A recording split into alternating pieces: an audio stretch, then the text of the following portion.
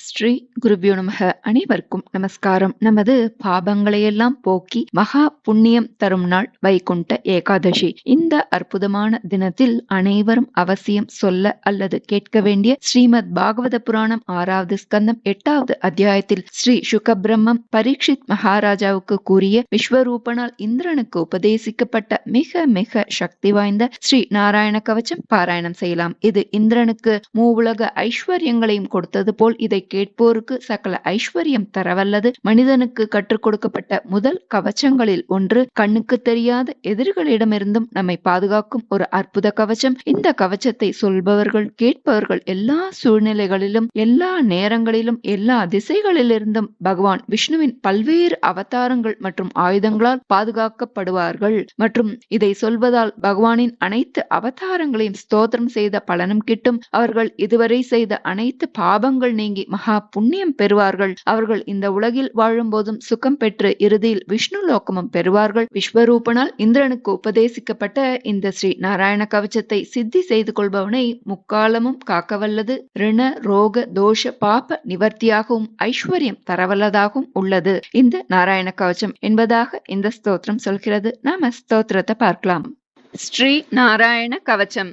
अथ श्रीनारायणकवचम् श्रीराजोवाच यया गुप्तः सहस्राक्षः सवाहान् रिपुसैनिकान् क्रीडन्निव विनिर्जित्य त्रिलोक्या बुभुजे श्रियम् भगवंस्तन्ममाख्याहि वर्मनारायणात्मकम् यथा तनायिनः शत्रून् येन गुप्तो जयन् मृदे.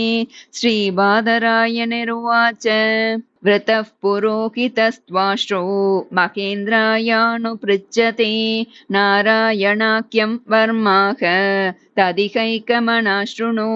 श्रीविश्वरूप उवाच दौताङ्घ्रिपाणिराचम्य सपवित्र उदङ्मुखः कृतस्वाङ्गकरन्यासो मन्त्राभ्यां वाग्यतः शुचिः. नारायण परं वर्म सन्नह्येद्भय आगते पादयोर्जानुनोर्ऊर्वोर् उदरे हृद्यतोरसि मुखे शिरस्यानुपूर्व्यात् ओङ्कारादीनि विन्यसेत्. ओं नमो नारायणायेति विपर्ययमतापि वा करन्यासं ततः कुर्यात् द्वादशाक्षर विद्यया प्रणवादि अकारान्तम् अङ्गुल्यङ्गुष्ठपर्वसु न्यसेदृदय ओङ्कारं विकारम् अनुमूर्धनि षकारं तु भ्रुवोर्मध्ये नकारं शिखयान्यसेत् वेकारं नेत्रयोर्युञ्ज्यान् नकारं सर्वसन्धिषु मकारमस्त्रम् उद्दिश्य मन्त्रमूर्तिर्भवेद्बुधः सविसर्गं पठन्तं तत् सर्वदिक्षु विनिर्दिशेत्. ओं विष्णवे नमः इति आत्मानं परमं ध्यायेत्. ध्येयं षट्शक्तिभिर्युतं विद्या तेजस्तपो मूर्तिम् इमं मन्त्रमुदाहरेत्. ओं हरिर्विदद्यान् मम सर्वरक्षां न्यस्ताङ्घ्रिपद्मः पतकेन्द्रपृष्ठे दरारिचर्मासि गदेषु चाप पाशान् ददानोष्टगुणोष्टबाहुः जलेषु मां रक्षतु मत्स्यमूर्तेर्यादो गणेभ्यो वरुणस्य पाशात् स्थलेषु मायावटुवामनो व्यात् त्रिविक्रमः केवतु विश्वरूपः दुर्गेष्वटव्याजिमुखादिषु प्रभुः पायान् नृसिंहो सुरयूथपारिः विमुञ्चतो यस्य महाट्टहासं दिशो विनेदुर्न्यपतंश गर्भाका रक्षत्वसौ माध्वनियज्ञकल्पः स्वदंश्रयोन्नीतदरो वराकः रामोद्रिकूटेष्वत विप्रवासे सलक्ष्मणो व्याद्भरताग्रजोऽस्मान् मामुग्रधर्माद् अखिलात् प्रमादान्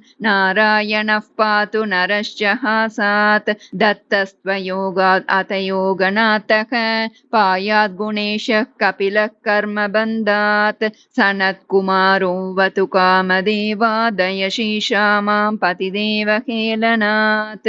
देवर्षिवर्यः पुरुषार्चनान्तरात् कूर्मो हरिर्मां निरयादशेषात् धन्वन्तरिर्भगवान् पात्वपत्यात् द्वन्द्वाद्भयाद्दृशभो निर्जितात्मा यज्ञस्य लोकात् अवताञ्जनान्तात् बलो गणात् क्रोधवशादहीन्द्रः द्वैपायनो भगवान् अप्रबोधात् बुद्धस्तु पाषण्डगणप्रमादात् कल्किः कले कालमलात् प्रपातु धर्मावणायोरुकृतावतारक मां केशवो गदया प्रातरव्यात् गोविन्दासङ्गवमातवेणुको नारायणः प्राज्ञ उदात्त शक्तिर्मन्द्यन्दिने विष्णुररीन्द्रपाणिः देवो पराक्ने मधुहोग्रधन्वा सायं त्रिधामावतु माधवो मां दोषे हृषीकेश उतार्द्र रात्रे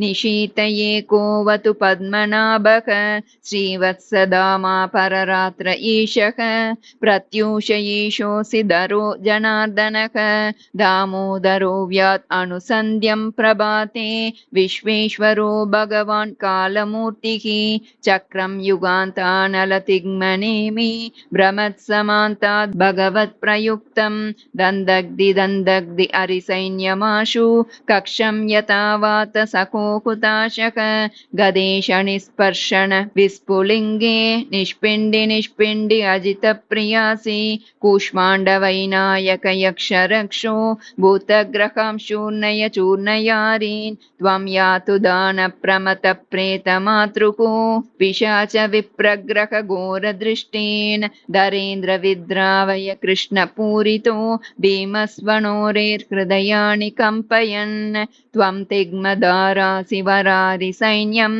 ईश प्रयुक्तो मम चिन्धि चक्षुंषि चर्मं च चन्द्रचादय द्विषामगोणां हरपापचक्षुषां यन्नो भयं ग्रहेभ्यो भूत् केतुभ्यो नृभ्य एव च सरीसृपेभ्यो दंश्रिभ्यो भूतेभ्यो होभ्य एव च सर्वाण्येतानि भगवन् नामरूपानुकीर्तनात् प्रयान्तु संक्षयं सद्यो येन श्रेयः प्रतीपकाः गरुडो भगवान् स्तोत्रस्थोभश्चन्दोमयः प्रभुको रक्षत्वशेषकृच्छेभ्यो विश्वक्सेनस्वनामभिः सर्वापद्भ्यो हरेर्नाम रूपयाणायुधानि नः बुद्धीन्द्रियमनः प्राणान् पान्तु पार्षदभूषणाः यथा हि भगवान् एव वस्तुतः सदसच्चयत्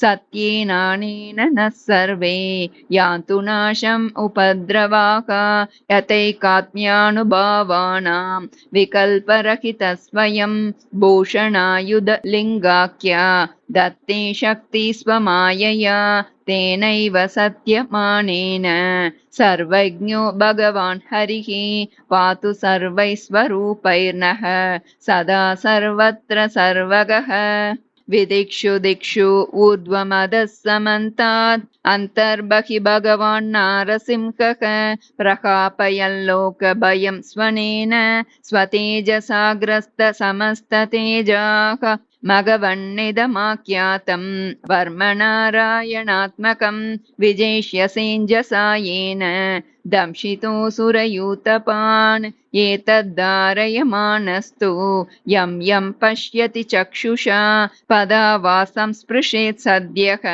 साध्वसात् स विमुच्यते न कुतश्चिद् भयं तस्य विद्यां धारयतो भवेत् राजदस्युग्रहादिभ्यो व्याध्यादिभ्यश्च कर्हिचित् इमां विद्यां पुरा कश्चित् कौशिको धारयन् द्विजः योगधारणया स्वाङ्गं जहौ समरुधन्वने तस्योपरि विमानेन गन्धर्वपतिरेकदा ययौ चित्ररथस्त्रीभिर्भृतो यत्र द्विजक्षयः गगनान्यपतत् सद्यः सविमानो ह्यवाक्षिराः सवालकिल्यवचनादस्तेन्यादाय विस्मितः प्रास्य प्राची सरस्वत्यां स्नात्वा दाम स्वमन्वगात्। श्रीशुक उवाच य इदं शृणुयात् काले यो धारयति चादृतः तं नमस्यन्ति भूतानि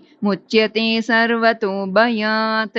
एतां विद्यामधिगतो विश्वरूपा च तक्रतुः त्रैलोक्यलक्ष्मीं बुभुजे विनिर्जित्य मृदे सुरान्। इति श्रीमद्भागवतमहापुराणे श्रीनारायणकवचं सम्पूर्णम्। श्रीगुरुभ्यो नमः।